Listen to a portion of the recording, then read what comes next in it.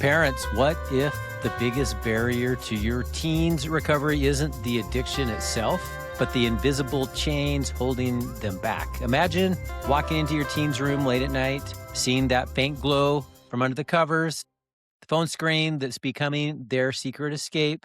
You want to help, but when you bring it up the next day, you're met with either a wall of defensiveness or a chilling indifference. Why bother? It's hopeless, they mutter, or worse, they lash out at you and retreat further. As a parent, that gut-wrenching moment makes you question everything. Am I failing them? How did we get here? Parents, welcome to the Parent Guide podcast, your trusted ally in supporting your teen through pornography addiction with empathy, expertise, and actionable hope. I'm Matt Bulkley, a licensed psychotherapist with over 25 years, specializing in adolescent behavioral addictions, the co-founder of Therapy Associates and Star Guides. I've walked along hundreds of families just like yours, witnessing the raw pain, but also the profound breakthroughs. In today's episode, we are tackling the hidden emotional traps that can derail recovery, the crushing weight of shame that paralyzes progress, and the deceptive calm of apathy that lets the addiction silently deepen. But here's the empowering truth that we'll uncover today, that there is a powerful middle path called constructive guilt that can transform regret into real lasting motivation. And we'll explore how porn uniquely hijacks the teenage brain, amplifying these emotions, and share anonymized stories from my practice to show that you're not alone. Plus, I will equip you with expanded practical strategies to foster open dialogue and build resilience. If you've ever felt like you're losing your child to this struggle, or if you're searching for ways to reconnect without pushing them away, then this episode is your roadmap. Let's turn that hopelessness into healing together. So stick around. The insights ahead could change everything for your family. Diving right in, let's unpack the concept of shame, the emotion that often hits hardest and holds on longest. Shame goes beyond a simple regret. It is a deep-seated belief that I am inherently bad or broken or unlovable because of what I've done. For teens caught in porn addiction, a single relapse can trigger a torrent of self-loathing, thinking of, oh, I'm disgusting, or no one could ever accept me if they knew the truth. This isn't just emotional, it's also neurological. As you know, porn overstimulates the brain's reward centers with unnatural dopamine surges, leading to crashes that intensify feelings of worthlessness. The developing adolescent brain, with its still maturing prefrontal cortex, struggles to regulate these extremes, making shame feel all-consuming. Research from the Journal of Psychology of Addictive Behaviors highlights how shame correlates with higher isolation rates and lower treatment engagement in teens. So in other words, they withdraw from family dinners or skip social events or even avoid eye contact, convinced that they are beyond redemption. This creates a vicious loop. Shame drives secrecy, which fuels more porn use as a numb-out mechanism, spiraling back to intensified shame. Bring us to life. Let me share an anonymized case from my practice. We'll call him Alex. 16-year-old high achiever came to me after his parents discovered his late night habits. At first, Alex was articulate and engaged, but after a relapse, shame took over. He stopped showing up to sessions, telling his mom, I'm just a loser. Why waste your money? Why waste your time? In our eventual breakthrough, we focused on separating his actions from his identity. His parents played a key role by affirming, we love who you are, and we are here to support the changes that you want to make. And over time, that unconditional acceptance on their part chipped away at the shame, allowing Alex to open up and rebuild. Another example, Sean, 15-year-old boy who internalized shame so deeply that it manifested in self-harm, suicidal thoughts, and he confided, feel dirty, like I'll never be normal. Through family therapy sessions, we normalized the struggle, explaining how porn exploits curiosity in this digital age, and his parents learned to respond with empathy rather than questions or interrogations, which felt interrogative. This is tough, and it's okay to feel that way. We'll figure it out together, became the mantra. And So parents, your antidote starts with creating safety. Use phrases that validate without judgment. Example, well, I see how hard this is for you, and I'm so proud of you and of your courage to face it. And avoid should statements that amplify guilt. Remember, melting shame takes patience, but it is the foundation for any progress. Well, let's shift gears to the other end of the spectrum. So on one end, we have shame. The other end of the spectrum is apathy. And this one sneaks up quietly. So masquerading as resignation or even peace, your teen might say, it's whatever, no big deal, or brush off relapses with a shrug, claiming, well, everyone does it anyway. On the surface, it seems less volatile than shame, but apathy is a silent killer of motivation. It disconnects them from their core values, future aspirations, and even basic emotional responses. Neurologically, repeated porn exposure can desensitize the brain's pleasure pathways, leading to a condition that we refer to as anhedonia, or this low level chronic depressive tendency. Fancy term for losing joy in everyday activities. Studies in the Journal of Clinical Psychology link this emotional numbing to reduce dopamine sensitivity, where teens feel flat and unmotivated across life. Without that internal compass screaming, this isn't right, the addiction entrenches itself, and consequences like poor grades or strained relationships get dismissed, get brushed off. Signs include a monotone voice, lots of hobbies, vague responses to your concerns, a lot of, I don't know, I just don't care anymore. Often apathy emerges as a shield after cycles of shame. So in other words, you may see shame for a time and then it moves to apathy. It's easier to stop caring than to keep failing is sometimes what's behind that. Let me illustrate with a case. We'll call him Jordan, 17-year-old athlete, once thrived in sports and school, and when porn addiction took hold, apathy set in after repeated failed attempts to quit, to break that cycle. He'd tell his dad, well, why try?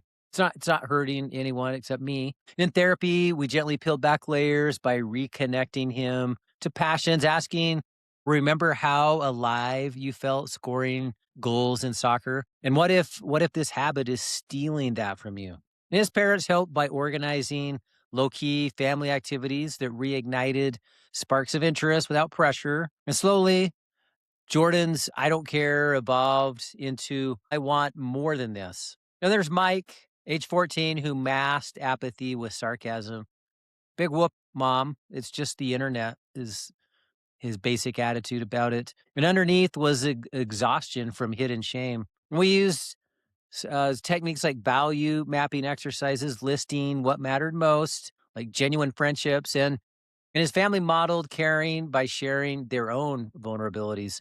Well, we've all messed up. What counts is getting back on track. His parents would indicate to him in some of the family work we did.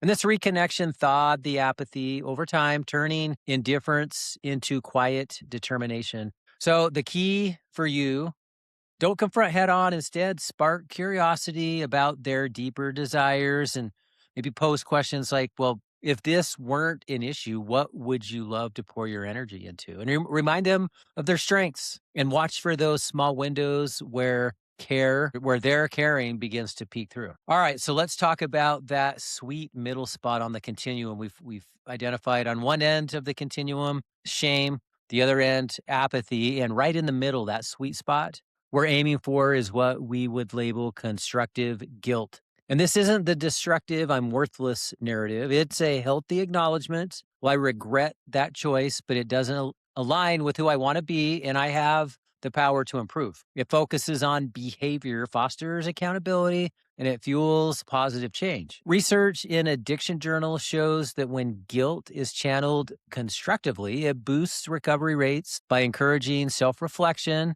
and help seeking.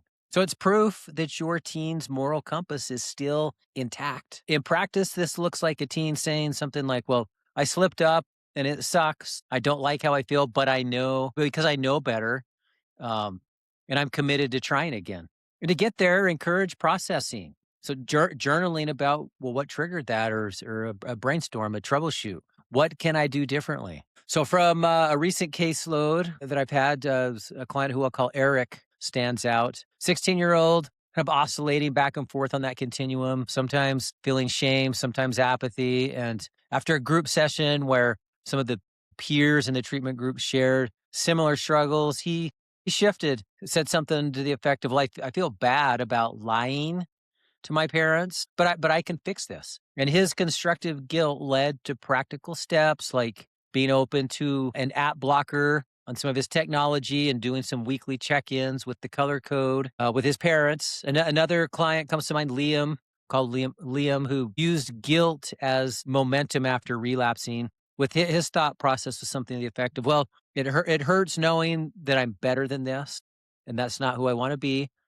And his parents celebrated small wins, some abstinence days, some small streaks, reinforcing that guilt was a tool, not a trap. And parents, you can model this yourself. Maybe share a light personal story of overcoming a mistake with compassion, and help your teen to reframe guilt. Guilt shows that you care. And let's use it to build something better. All right, well, parents, time for action here. Let's roll out a toolkit on this, starting with how to assess where your teen falls on this emotional continuum, and then some strategies for both shame reduction and for challenging apathy. And then we'll weave this into some broader tools to support the journey toward where we want to be, which is the constructive guilt. First, assessing if your teen struggles more with shame or apathy. So let's have you do this. Observe their responses over a few weeks without any judgment. And for shame, you're going to look for signs like avoidance. So hiding in their room, avoiding eye contact, a lot of self-critical comments like I'm a failure. And this might show some physical cues as well. Look for maybe slump posture, tearfulness, over apologizing, extreme feelings of discouragement. And other end of the continuum for apathy, note things like indifference, a flat tone, shrugs, phrases like, I don't know, whatever, it doesn't matter, loss of interest in previously enjoyed hobbies, or dismissing consequences casually. And track these patterns. Maybe start a daily note. Track it in a note-taking app or a private journal. And note things like, when do they withdraw emotionally, and how do they react to relapses or check-ins? And here's the thing: if it's mixed, if it's a combination of both shame and apathy, which is common, many teens oscillate. Consider maybe a gentle, open-ended question like, well, how are you feeling about things lately? And note if they shut down, which would be shame, or if they deflect neutrally, which would be more apathy. And here's the thing: like after a period of time, and you're just not being able to get this dialed in, then maybe consult with a therapist for a quick assessment tool.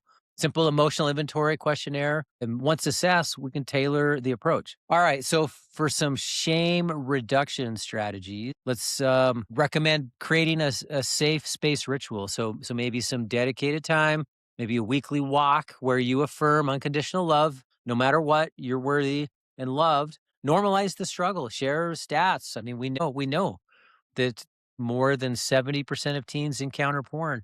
And it's not about being bad. Use self-compassion exercises. Use the recovery toolbox for teens. We have a number of self-compassion exercises that can be helpful there.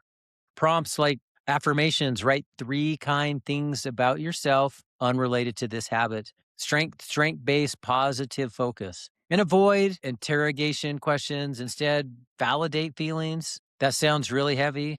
I'm here. Celebrate vulnerability. Thank you for sharing. I know how much courage that takes. And for challenging apathy strategies, maybe try something like reconnect to values with low pressure activities. Ask something to the effect of, what used to light you up? Let's try that again. Like reviving a forgotten hobby or a family game night to try to spark some positive energy. And maybe set some small, meaningful challenges. What if we aim for maybe one device-free evening this week? What's one thing that you would do instead? And highlight future impacts gently. So imagine how freeing it would feel to focus on your goals without this weighing you down.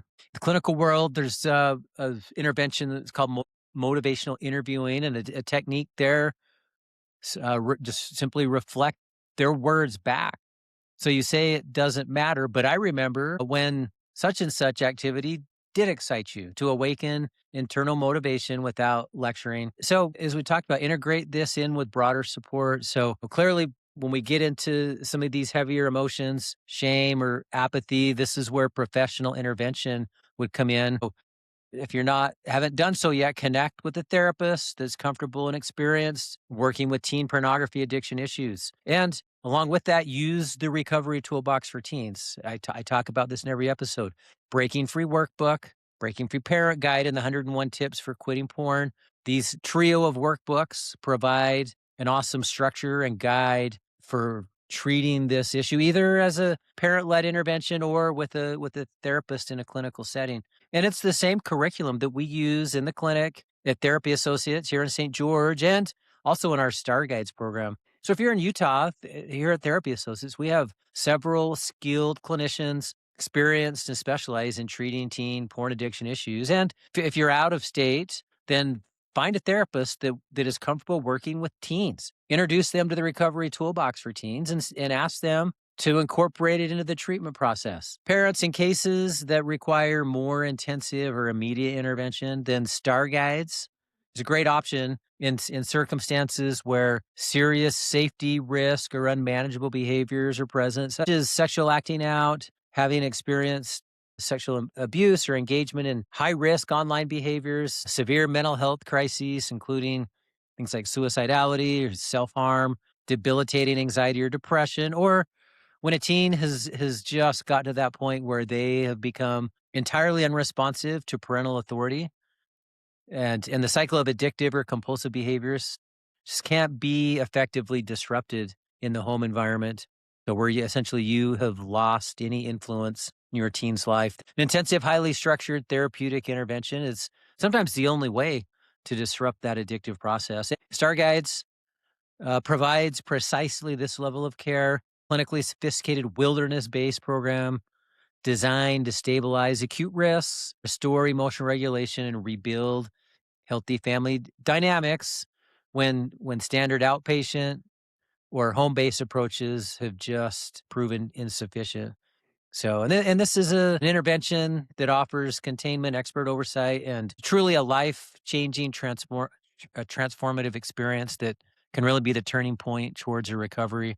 Well, parents, I want you to remember you are the hero in the story. You are equipped now to assess shame, apathy, navigate that continuum, identify where your teen is with managing those hard emotions. And now you know to aim for that constructive guilt, which is where true freedom will be. So thanks for tuning in. I know that your time is valuable. I hope that this has been helpful. So subscribe, tune in each week for more support, research, guidance, and advice on helping your teen come pornography addiction. A recovery toolbox is in the bookstore at therapyassociates.net. It's the blue version. It's the teen version. The brown version is the adult version. So I'm Matt Bulkley. And until next time, keep on the good fight.